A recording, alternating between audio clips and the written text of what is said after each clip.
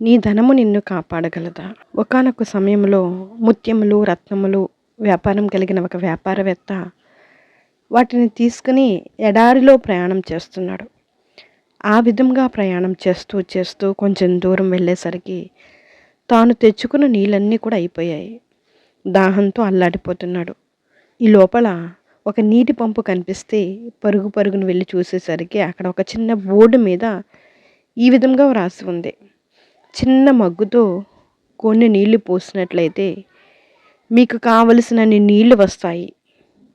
కానీ ఆ వ్యాపారవేత్త దగ్గర ఒక మగ్గు నీళ్లు కాదు కదా, ఉగ్గగిన నీళ్లు కూడా లేని పరిస్థితి. నీళ్లు లేక దాహంతో అల్లాడిపోతున్నాడు. కానీ తన దగ్గర ఒక సంచి నిండా రత్నాలు, మరొక సంచి నిండా ముత్యాలు, వజ్రాలు ఉన్నాయి. బ్రతకాలని ఆశపడుతున్నాడు, తంటాలు పడుతున్నాడు. బ్రతకడానికి కావలసింది గుక్కడి నీళ్లు. అవి తన దగ్గర లేవు.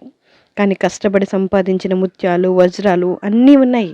కానీ అవి అతనిని బ్రతికించలేకపోతున్నాయి. గమనించండి, మనకు కష్టకాలం వచ్చినప్పుడు, వ్యాధి బాధలు లేదా మరణకరమైన పరిస్థితి వచ్చినప్పుడు మన దగ్గర ఉన్న వెండి బంగారాలు కానీ, మన సంపాదన కానీ, మన బ్యాంక్ బ్యాలెన్స్ కానీ మనల్ని కాపాడలేవు. ప్రతి మనిషి జీవితానికి అధిపతి అయిన ఒక ప్రభువైన యేసుక్రీస్తు మాత్రమే మనల్ని కాపాడగలరు.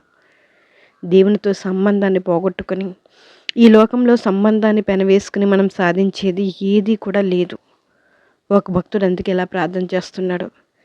పేదరికమునైనను ఐశ్వర్యమైనను నాకు దయచేయకము, తగినంత ఆహారం నాకు అనుగ్రహించము. ఎక్కువైన ఎడల నేను కడుపు నిండిన వాడై నిన్ను విసర్జించి యెహోవా ఎవడని అందునేమో, లేక బీదవాడినై దొంగలి నా దేవుని నామమును దూషించుతనేమో. మనిషికి కావలసినవి ప్రేమ, సంతోషము, సమాధానము, దీర్ఘశాంతము, దయాలత్వము, మంచితనము, విశ్వాసము, సాత్వికము, ఆశానిగ్రహము. ఇవి డబ్బుతో కొనలేము. కేవలం దేవుని ఆత్మతో మనము పెనవేసుకున్నప్పుడు మనలో కనిపించే అద్భుతమైన ఆత్మఫలములు. ఈ లక్షణాలే మనల్ని ఈ భూమి మీద విలువైన జీవితం జీవించడానికి దోహదపడుతున్నాయి. వీటిని కాదనుకుని లోకాన్ని, లోక స్నేహాన్ని కోరుకుంటే ఆ ధనవంతునిలా జీవితం ముగిసిపోవలసిందే. అయ్యా, ఐశ్వర్యమును నాకు దయచేయము అని ఆ భక్తుడు ప్రార్థిస్తున్నాడు. ఇది నిజంగా అద్భుతమైన ప్రార్థన. మీరు ఎప్పుడైనా ఇటువంటి ప్రార్థన చేశారా? మనం డబ్బు కలిగి ఉండడం తప్పు కాదు, కానీ డబ్బు మనల్ని కలిగి ఉండడం అనేది తప్పు. ఇంగ్లీష్లో ఒక మాట ఉంటుంది, money is good servant but bad master. అనగా డబ్బు సేవ చేస్తుంది, అదే సమయంలో మనం నిర్లక్ష్యంగా ఉన్నట్లయితే ఆ డబ్బే పెత్తనం కూడా చేసి మనల్ని లోపరుచుకుంటుంది. ఒకవేళ ఈరోజు మీ ఐశ్వర్యం హెచ్చు అవుతున్నట్లయితే, మీ సంపాదన పెరుగుతున్నట్లయితే మీరు ఎంతో కొంత ప్రమాద పంచులో ఉన్నారనే సత్యాన్ని మర్చిపోకూడదు. కావున ఈరోజు మనమందరము ఆ ప్రార్థన తప్పక చేయాలి. ప్రభువా, పేదరికాన్ని ఇవ్వద్దు. ఆ కడుపు మంట తట్టుకోలేక దొంగతనం చేసి నీ నామానికి అవమానం తెస్తానేమో. ఐశ్వర్యవంతుడును చేయవద్దు. కడుపు నిండి నీవు ఎవరు అని విర్రవీగుతానేమో. తగినంత ఆహారము, తగినన్ని వస్త్రాలు మాకు దయచేయము. బ్రతికిన 3 నాళ్ళు నీవు మాకు తోడుగా ఉంటే చాలు. ఇంతకంటే మాకేమీ అవసరం లేదు. ఈరోజు మనందరం చేయవలసిన ప్రార్థన ఇదే. ఈ ప్రార్థన మన జీవితాల్లో మనల్ని సురక్షితంగా జీవింపచేస్తుంది.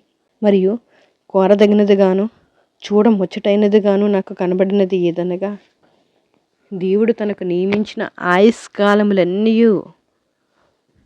ఒకడు అన్న ప్రాణములు పుచ్చుకొనుట, తన కష్టార్జితము వలన క్షేమముగా బ్రతుకుటయే అని ప్రసంగి గ్రంథం ద్వారా దేవుడు మాట్లాడుతున్నారు. ఆమేన్. సొలొమోన్ గారు మాట్లాడుతున్నారు ప్రసంగి గ్రంథంలో. నిజమే, నా జీవితకాలం అంతా కూడా నేను చూశాను. ఏది మేలైనదంటే అన్నపానములు పుచ్చుకున్నట్ట ఎంతో మేలు. కష్టార్జితం అనుభవించడం క్షేమము. అది లేకుండా అల్లాడిపోతున్న వారు జనాలు ఈ రోజుల్లో ఎందరో ఉన్నారు.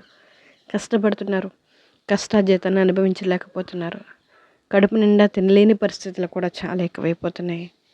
అందుకే దేవుడు మాట్లాడుతున్నాడు, అన్నపానములను పుచ్చుకున్నట్టు కష్టార్జితంను అనుభవించడం వలన వచ్చిన క్షేమమే మంచిదని దేవుడు మాట్లాడుతున్నారు. కాబట్టి ప్రియ సంగమా, దేవుడు మాట్లాడుతున్నారు.